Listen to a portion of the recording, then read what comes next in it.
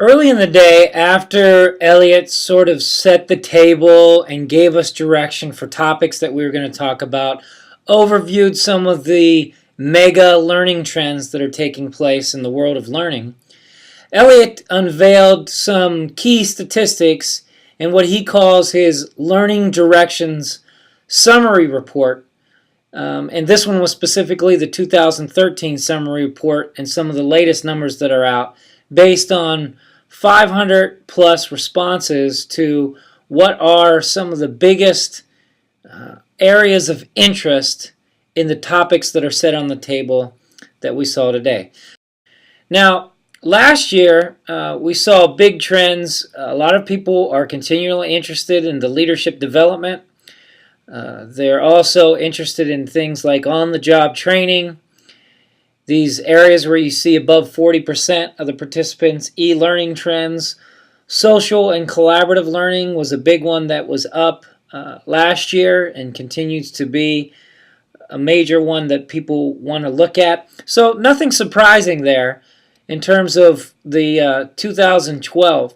When we move into the 2013 numbers and compare those, the leadership development is clearly the one that's on the rise. So last year we saw that the numbers, the interest in leadership development was at 50.6. This year it's almost up to 55% at 54.6%. Still popular on the list is on-the-job training. Learning designs and strategies came in at 44%. The social, as I mentioned, social and collaborative learning is at 37.8%. Performance support is a big on the rise. People want to see how their learning resources and learning experiences are contributing to the overall performance of leaders and individuals that are taking these classes, how it's affecting teams. The other interesting thing that Elliot talked about that I think is major significance for Blanchard is the overall learning and spending budget and direction of organizations.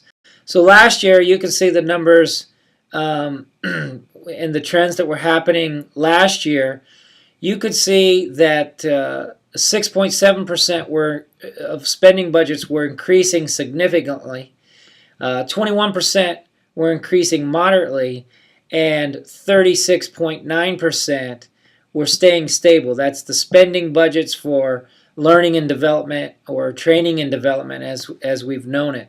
So those numbers are pretty significant to Blanchard in terms of it's still well over 50%, and there's a rise. Things are moving in the direction where people are still very interested in being able to spend at least what they have in the past to increasing moderately or even significantly going forward in 2013. So it's a clear indicator that the state of our industry is very healthy, but there's a lot of opportunities to be had too in new areas, especially around e-learning, or what has traditionally been called e-learning, and sort of on-demand learning, the use of video and technology to drive overall learning experiences.